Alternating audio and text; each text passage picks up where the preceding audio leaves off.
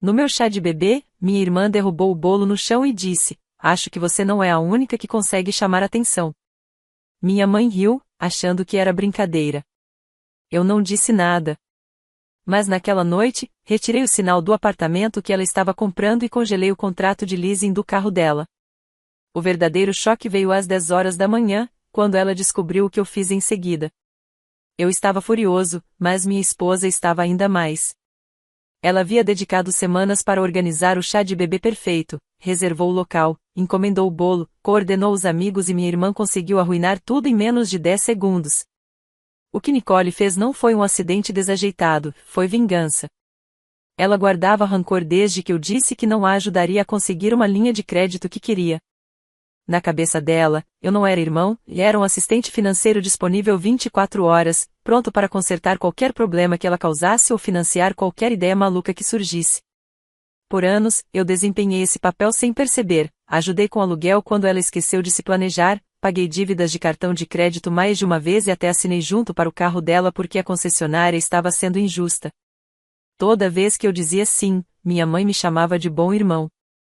Toda vez que eu dizia não, Nicole agia como se eu estivesse traindo-a. O chá de bebê deveria ser diferente. Minha esposa e eu queríamos que fosse uma celebração, um dia raro em que o foco fosse nossa família, e não o drama de Nicole. Mas no momento em que ela entrou, soube que faria dela mesma o centro das atenções. Chegou atrasada, barulhenta e com um sorriso como se tivesse acabado de ouvir o segredo mais engraçado do mundo. Nem cumprimentou minha esposa antes de ir direto para a mesa do bolo. O bolo era lindo, 3 andares decorados com sapatinhos de pasta americana e blocos de alfabeto bem no centro da mesa. Nicole não parou para admirar. Passou por ele, empurrando com o quadril o suficiente para derrubar tudo no chão. O andar de cima rolou enquanto o glacê se espalhava pelo carpete. A sala inteira ficou em silêncio. As pessoas congelaram no meio da conversa. O rosto da minha esposa perdeu a cor. Nicole ficou ali com um sorriso satisfeito. "Acho que você não é a única que consegue chamar atenção", disse, como se fosse uma piada genial. Alguns parentes riram nervosamente, mas minha mãe soltou uma gargalhada completa, balançando a cabeça como se fosse uma brincadeira inocente. "Ela só está brincando", disse, sem se dirigir a ninguém em particular. Eu não disse nada. Nem olhei para Nicole. Apenas fui até a cozinha, peguei uma bebida e deixei o som das pessoas arrumando tudo se tornar pano de fundo. Por dentro, porém, eu já estava tomando decisões. Anos de ajuda e de facilitar tudo para ela tinham se transformado em uma sensação distorcida de obrigação na cabeça dela. E aquilo acabaria ali. Naquela noite, depois que minha esposa foi dormir, abri meu laptop. Nicole contava comigo para o sinal do apartamento que estava comprando, algo que já dizia às pessoas que estava garantido. Transferi cada centavo de volta para minha conta pessoal. Depois, liguei para a empresa de leasing do carro dela e interrompi os pagamentos que eu vinha fazendo. Não era para fazê-la se sentir mal, era para cortar a ideia de que ela poderia continuar me usando sem consequências. Enquanto olhava para os e-mails de confirmação, percebi que aquele era apenas o primeiro passo. Na manhã seguinte, ela descobriria que eu ainda não tinha terminado. De manhã, meu telefone começou a vibrar antes do sol nascer. 5 chamadas seguidas de Nicole, depois 3 da minha mãe. Não atendi nenhuma. Não estava disposto a ouvir choros, desculpas ou aquele tom falso de surpresa que Nicole usava sempre que era pega em algo e não conseguia se explicar. Quando desci, minha esposa já estava na cozinha, rolando o celular com aquele olhar que ela faz quando lê algo ridículo. Nem precisou falar, eu sabia que Nicole tinha conseguido entrar nas mensagens dela também. E não é que estava certo? Minha esposa disse: "Nicole está me mandando mensagens sem parar. Ela está falando sobre o dinheiro do apartamento sumindo e sobre a empresa do carro ameaçando-a. Quer que você a ligue agora." Peguei meu café e apenas disse: "Vou ver isso mais tarde." 2 minutos depois, começaram a chegar mensagens para mim, longos parágrafos em letras maiúsculas, me acusando de sabotar o futuro dela, arruinar sua chance de estabilidade e destruir sua confiança.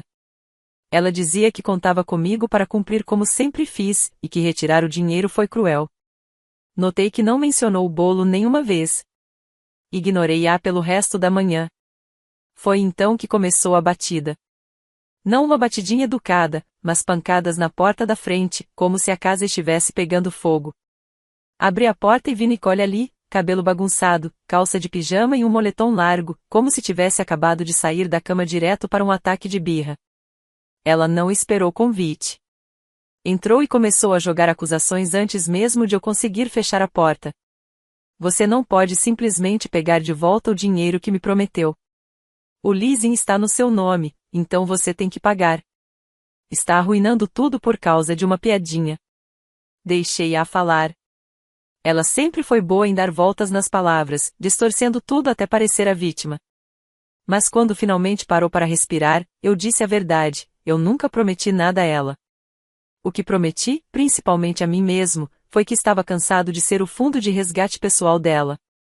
A voz dela se quebrou, e ela mudou instantaneamente para a rotina de sofrida. Disse que estava em apuros, que eu não entendia o quão ruim as coisas estavam para ela naquele momento, que eu estava fazendo-a se sentir abandonada. Até olhou por cima do meu ombro para minha esposa, como se esperasse que ela a apoiasse. Foi então que a porta da frente se abriu novamente. Nosso avô entrou sem bater, segurando uma sacola de papel com sanduíches de café da manhã. Ele tinha ouvido sobre o chá de bebê por um dos meus primos e decidiu aparecer.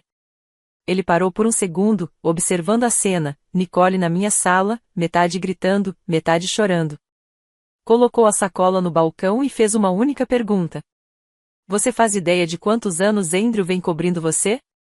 Nicole tentou desviar, dizendo que não era sobre isso e que só estava contando comigo dessa vez, mas ele a interrompeu. Disse que estava cansado de vê-la se aproveitar de mim, que o comportamento dela no chá de bebê foi vergonhoso e que, se ela ou minha mãe tentassem algo assim novamente, não receberiam nada da herança dele. Nenhum dinheiro, nenhum imóvel, nenhuma ajuda. Foi a primeira vez que vi Nicole realmente sem palavras. Ela apenas o encarou e, pela primeira vez, não teve resposta pronta. Saiu alguns minutos depois, sem dizer mais nada. Eu a observei entrar no carro e ir embora. Sabia que ela não tinha terminado. Nicole nunca desiste facilmente. Mas agora tinha dois problemas, eu e o vovô. E essa combinação tornaria o próximo movimento dela muito mais difícil. Nicole ficou em silêncio por 3 dias, o que para ela não era sinal de paz, mas de alerta. Eu já tinha visto isso antes. Ela nunca ficava quieta sem estar tramando algo. E eu estava certo. O primeiro sinal veio da minha prima Laura, que me ligou tarde da noite, quase sussurrando, como se não quisesse ser ouvida. Disse que tinha sido incluída em um grupo de WhatsApp com Nicole, minha mãe e alguns outros parentes. Nicole começou a conversa com uma longa mensagem de voz chorosa, dizendo que eu a havia surpreendido ao retirar o dinheiro de que ela dependia e congelar o leasing do carro. Disse que tinha sido humilhada na frente da corretora de imóveis, que agora não conseguia ir trabalhar e que sua vida estava desmoronando. Minha mãe estava lá para apoiá-la. Disse a todos que eu tinha exagerado por causa do que ainda chamava de piada inofensiva no chá de bebê. Mas foi a parte seguinte que fez meu sangue ferver. Ela disse que eu devia isso a Nicole por todos os anos em que ela esteve ao meu lado. Quando Laura pediu um único exemplo, minha mãe desviou da pergunta e começou a falar sobre como família deve permanecer unida. Eu sabia exatamente o que estavam fazendo. Era a mesma tática usada a vida toda, juntar pessoas que só conheciam metade da história, transformar tudo em uma narrativa de pobre Nicole e depois mandá-las para me pressionar até eu ceder. Só que, dessa vez, esqueceram de um detalhe importante no plano, o vovô.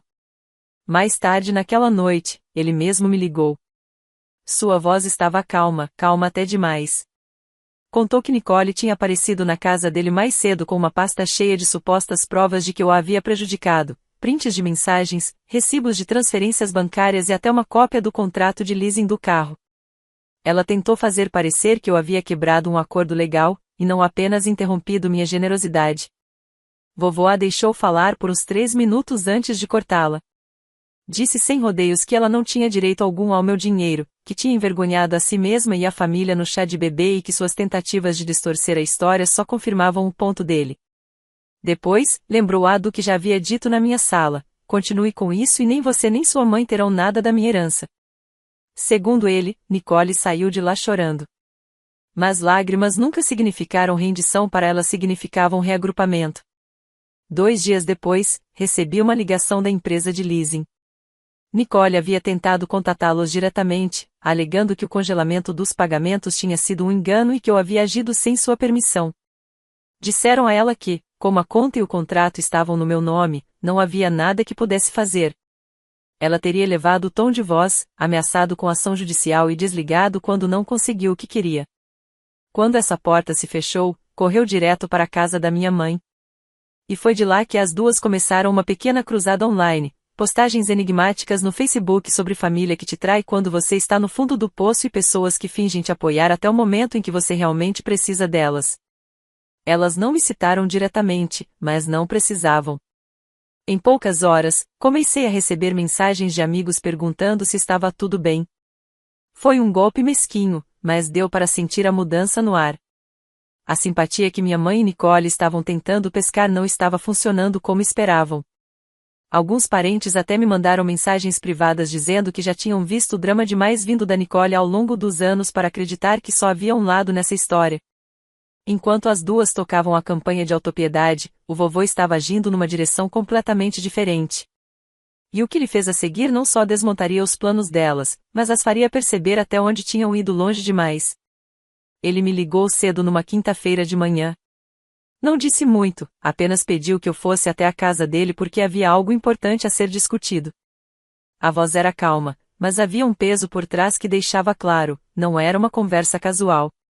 Quando cheguei, ele estava sentado à mesa da cozinha, com uma pilha de papéis alinhados com cuidado, e um homem que eu nunca tinha visto ao lado dele. O homem se apresentou como advogado do vovô.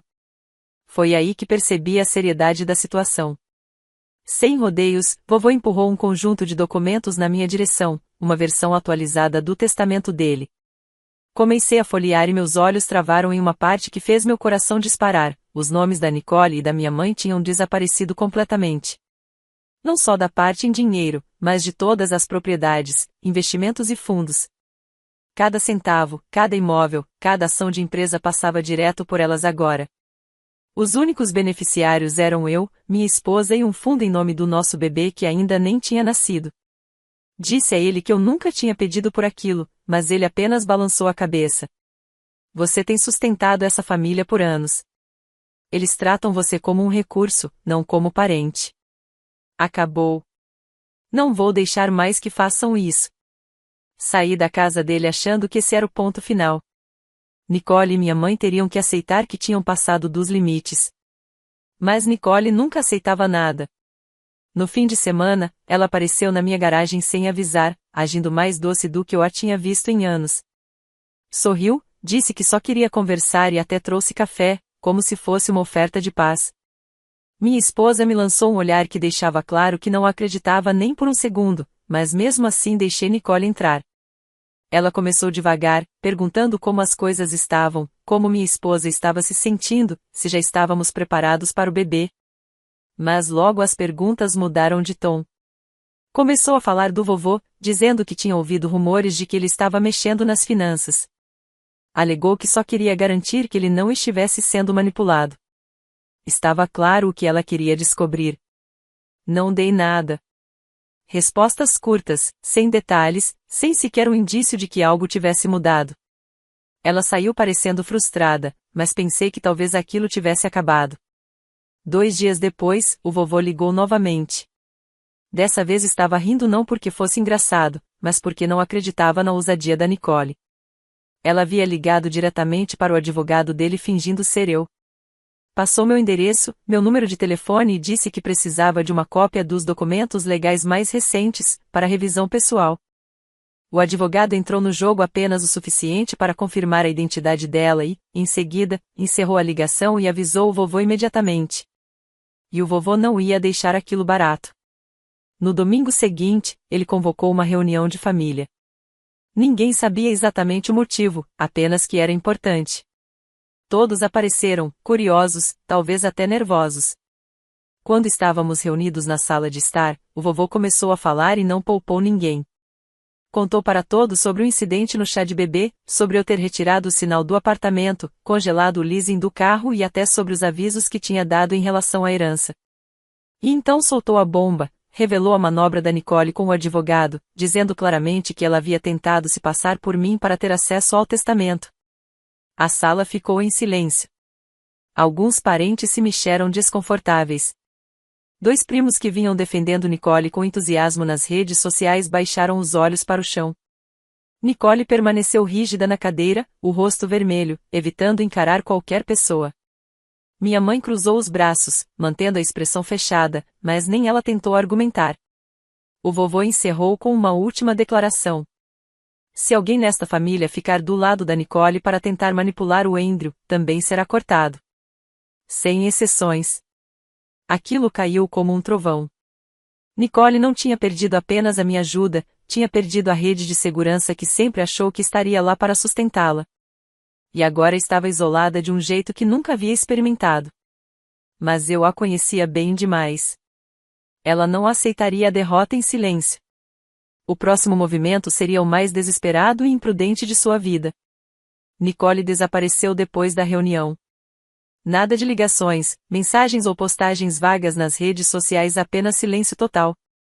Para a maioria das pessoas, isso seria um bom sinal. Mas, com Nicole, era um aviso. Ela não se calava porque desistia, se calava porque estava tramando. Quase 2 semanas depois, ela fez sua jogada. Eu estava no trabalho quando minha esposa me ligou. A voz dela soava calma, mas eu percebi a tensão por trás. Ela disse que Nicole tinha acabado de entrar na casa pela porta lateral. Sem bater, sem avisar, simplesmente entrou como se fosse dona do lugar. Quando minha esposa perguntou o que ela estava fazendo, Nicole disse que tinha ido buscar suas coisas. O problema é que ela não tinha absolutamente nada na nossa casa. Em seguida, disse que queria ver o quarto do bebê, o que era ainda mais estranho. Minha esposa pediu que ela fosse embora, mas Nicole a ignorou e começou a tirar fotos. Não apenas do quarto do bebê, mas da sala de estar, da cozinha e até dos papéis que estavam na minha mesa. Foi nesse momento que minha esposa me ligou. Eu disse para minha esposa desligar e ligar para a polícia. Quando cheguei na garagem, a viatura já estava lá. Nicole estava sentada na calçada, de braços cruzados, falando com os policiais como se fosse ela a vítima. Alegava que parte do dinheiro da entrada do apartamento, que eu havia recuperado, era dela e que estava juntando provas de que eu teria gasto comigo mesmo. Os policiais perguntaram se eu queria prestar queixa por invasão. Ainda não. Pedi apenas que garantissem que ela fosse embora e entendesse que não poderia voltar sem convite. Nicole resmungou algo sobre envolver o advogado. Achei que fosse blefe. Não era. 3 dias depois, recebi um e-mail de um escritório de advocacia. Nicole tinha tentado abrir um processo civil contra mim por uso indevido de fundos. O problema para ela foi que, assim que o advogado viu o histórico financeiro, milhares de dólares que eu havia dado a ela ao longo dos anos, sem nenhum registro de retorno, ele a dispensou como cliente. O caso acabou antes mesmo de começar. Mas a vergonha dela não parou aí. Uma semana depois, o vovô me ligou cedo. A voz dele estava firme. Contou que Nicole apareceu na casa dele pouco depois da meia-noite, batendo na porta até ele descer de hobby. Quando abriu, ela começou a chorar e implorar, não por desculpas, mas por dinheiro. Dizia que tinha aprendido a lição e precisava de uma ajudinha para se reerguer. Quando o vovô mandou que fosse embora, ela se recusou. Disse que não sairia dali até resolverem algo. Foi quando ele mesmo chamou a polícia. Quando chegaram, Nicole ainda estava na varanda, tentando convencê-lo a mudar de ideia. Na manhã seguinte, o vovô me disse algo que nunca esqueci. Ela queimou todas as pontes que tinha. Andrew, você deixou de ser o fio de vida dela. Eu deixei de ser a rede de segurança, e o resto da família finalmente enxerga quem ela realmente é. O que sobrou agora é apenas teimosia. A partir daí, as tentativas dela foram ficando menores. Uma mensagem manipuladora aqui, um e-mail tentando colocar culpa ali. Às vezes, tentava posar de irmã preocupada, perguntando do bebê em um tom meloso, só para no segundo parágrafo pedir dinheiro.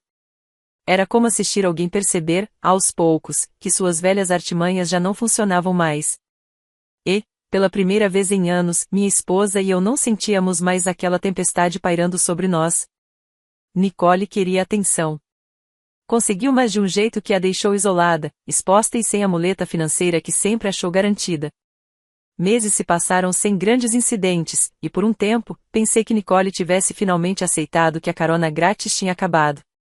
Mas a verdade é que Nicole não tinha ficado em silêncio porque tinha seguido em frente.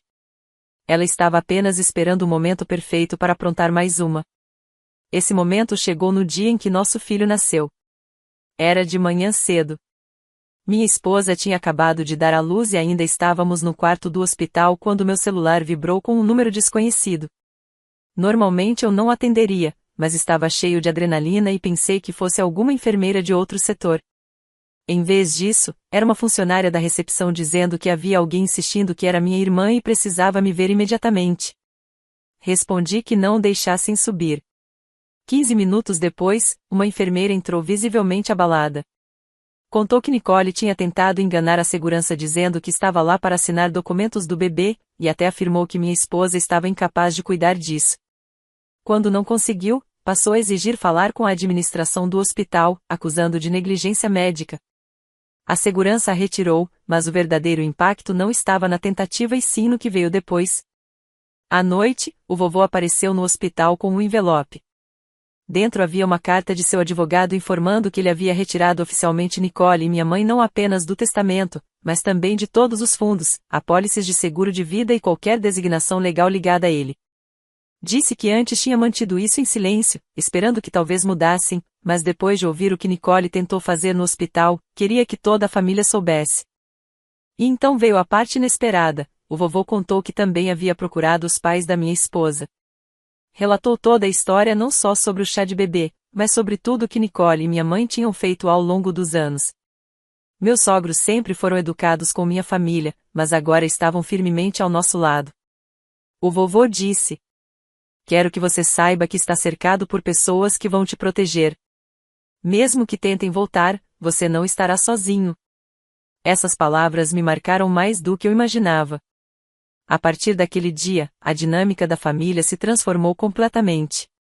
Nicole e minha mãe ficaram isoladas, mas não por escolha própria. Foram excluídas de todas as reuniões importantes, decisões e notícias dignas de serem compartilhadas.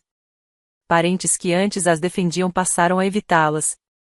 E quando tentavam pequenas manipulações, mandando mensagens por terceiros para chegar até mim, simplesmente eram ignoradas.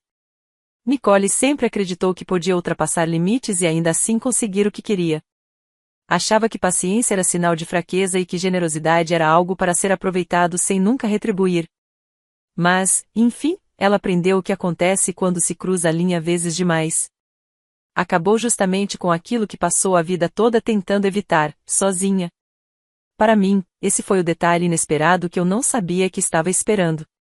Uma semana após o nascimento do nosso filho, achei que tudo com Nicole e minha mãe finalmente tivesse se esgotado. A cena no hospital parecia o auge do desespero delas. E com o vovô cortando-as completamente, não parecia haver mais espaço para onde pudessem ir. Eu estava enganado. Tudo começou numa manhã de terça-feira, quando bateram à minha porta. Não era parente, nem polícia. Era um homem de terno, um oficial de justiça, me entregando uma pilha de papéis. Nicole havia solicitado uma ordem de restrição contra mim, alegando que eu a estava assediando, espalhando boatos e ameaçando sua segurança. As acusações eram absurdas, mas lê-las preto no branco foi como levar um soco no estômago. Ao ligar para a secretaria do tribunal para entender melhor, descobri que ela também tinha aberto um processo no juizado de pequenas causas exigindo reembolso pelo valor da entrada do apartamento e meses de prestações do carro, dinheiro que nunca tinha pertencido a ela. No fim da semana, as datas das audiências já estavam marcadas. Tive que tirar folga do trabalho, contratar um advogado e reunir anos de extratos bancários, mensagens e e-mails apenas para provar que não tinha roubado nada. Não importava que eu tivesse a verdade do meu lado, ainda assim custaria tempo, dinheiro e desgaste. Então veio o verdadeiro golpe. 2 dias antes da primeira audiência, o vovô me ligou. Sua voz estava pesada. Tinha sido diagnosticado com pneumonia e não estava se recuperando tão rápido quanto os médicos esperavam. Disse que talvez não pudesse testemunhar se o caso chegasse a esse ponto. E, Quase no mesmo fôlego, contou algo que eu não imaginava. Nicole vinha aparecendo na casa dele à noite, batendo à porta, exigindo entrar. Ele precisou trocar as fechaduras e instalar câmeras. Pela primeira vez, ouvi derrota em sua voz. Quando o dia da audiência chegou, Nicole entrou impecável, calma, no papel perfeito de vítima. Contou sua versão com segurança ensaiada, distorcendo detalhes apenas o suficiente para soar convincente. Meu advogado desmontou a maior parte das alegações, mas o juiz decidiu que algumas acusações seguiriam para uma audiência mais longa. Não foi vitória. Não foi derrota. Foi um limbo. E esse era o final ruim que eu não tinha previsto. Porque, embora Nicole e minha mãe não tivessem conquistado nada concreto, conseguiram me arrastar de volta ao caos delas exatamente onde queriam, gastando dinheiro, queimando energia e desviando meu foco da minha esposa e do meu bebê recém-nascido. Naquela noite, sentei no quarto do meu filho, segurando-o enquanto dormia, e percebi a verdade que vinha evitando. Às vezes, pessoas como Nicole não precisam vencer de fato para causar estrago. Tudo o que elas precisam é te manter na luta tempo suficiente para que você perca de outras formas. E, naquele momento, eu soube que elas haviam me tirado algo que eu jamais poderia recuperar, a paz.